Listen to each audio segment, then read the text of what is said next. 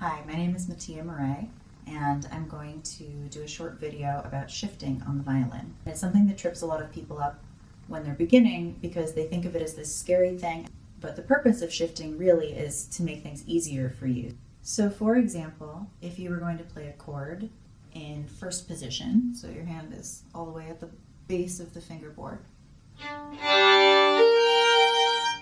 that's all in first position, so that's fine. You can go back and forth, etc. But if you're playing something higher,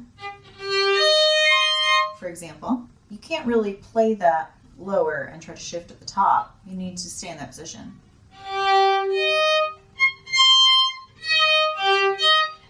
It's really awkward. So shifting is not just here to torture you, it's actually to help you and make you sound better.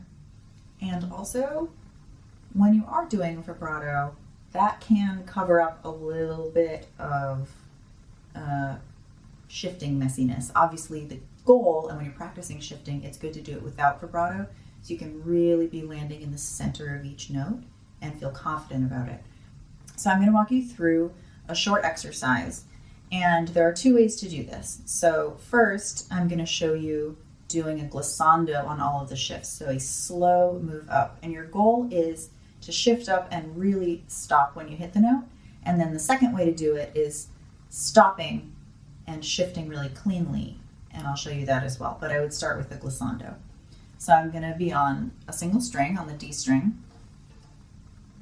I'm going to be playing a major scale, so the scale would be if I were going over two strings, but I'm going to be staying on the D string. So open, one, glissandoing up to the F sharp, keeping the one down, second finger, now using the second finger to glissando up. Keep the second finger down, play the third finger. Now glissando the third finger up, another whole step. And then fourth finger. You'll see how my whole hand is shifting up at once. So I'm not just sliding that finger, I'm moving my whole hand firmly along with that finger. So coming back down, now the forefinger is going to shift.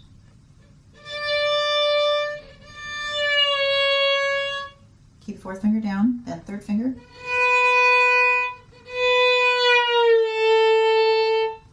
Keep third finger down, second finger.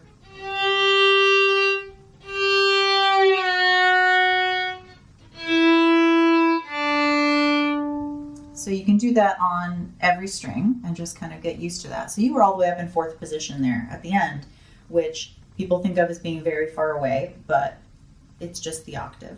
So the second step, once you're comfortable with that, is to practice not the glissando, but trying to do a clean movement between each shift. You stop the bow either on the string or off the string. And the idea is that you're shifting your whole hand up, and this requires you to know about how far this distance is.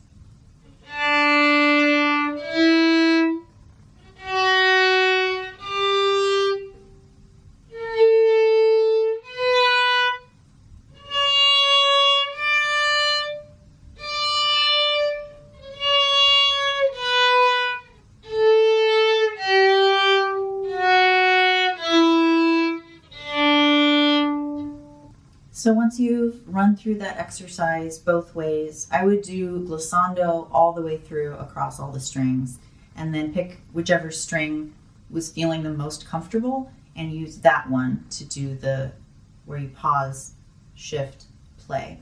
And if you're finding the pausing method, if you're just not landing on the notes and you're just feeling really uncomfortable, go back to the glissando. You can keep doing that for really as long as you want. And when you hear people playing, you will hear little movements in the shifts, for example. So that was, it was small, but people do that. And they'll do it a little bit more if they're trying to be schmaltzy.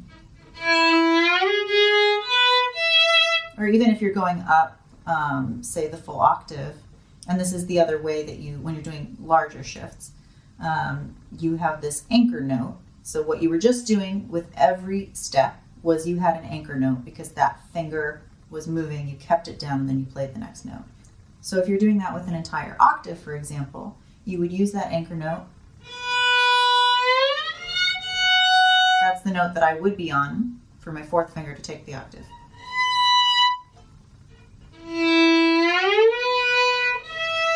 You just keep doing that until it's very smooth. So that was, you can still hear a little bit of that movement in there. So this was very basic. Obviously all of those shifts were small, and as you continue working, you'll start to do those bigger shifts. Thanks for watching, and I hope you're well.